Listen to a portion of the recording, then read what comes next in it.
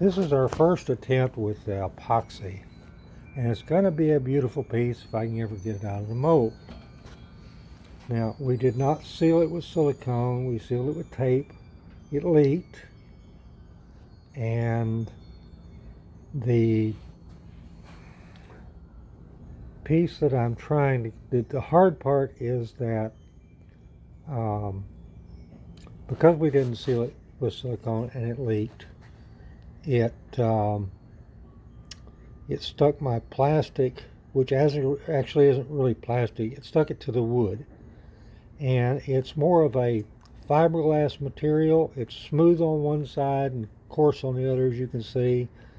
It's some that I had left over from remodeling a bathroom, and I thought it would work. And from all appearances, it is working very well. I should have probably taped it around with tape before I put it on the wood to make my mold, and it might have come off better, and then sealed it with silicone so it didn't leak down the edges and around the one seam that I had. And but you can't avoid seams anyway.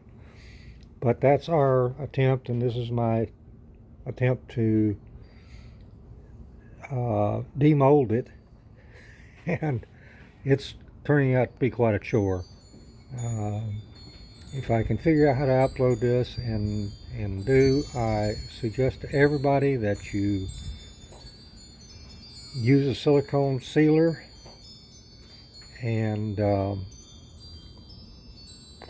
probably a mold release. But if we hadn't had the leak, it wouldn't have stuck to the mold board, as you can see, and it would have been a lot easier to get off.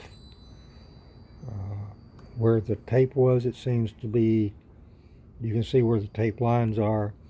It'll take a lot of sanding, of course, but that's just normal. The front is not as smooth as I'd like, and I don't know what the back's going to come out with.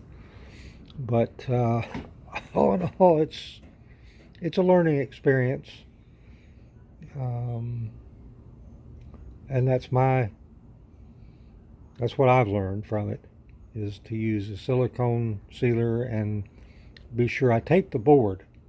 Now, I did tape the board and then trim that off, and then I should have put a tape on the inside of this material. As you can see, that's fairly smooth, but a good tape would have been. Now, I had to heat this a little bit to make it as small a round as what I had, otherwise it just broke on me. But I had plenty left over, so I redid it and made it work out. That would be my suggestion, though. Make sure that you seal it with a silicone seal, and get some kind of mold release from the hobby store. Would probably be a good idea also.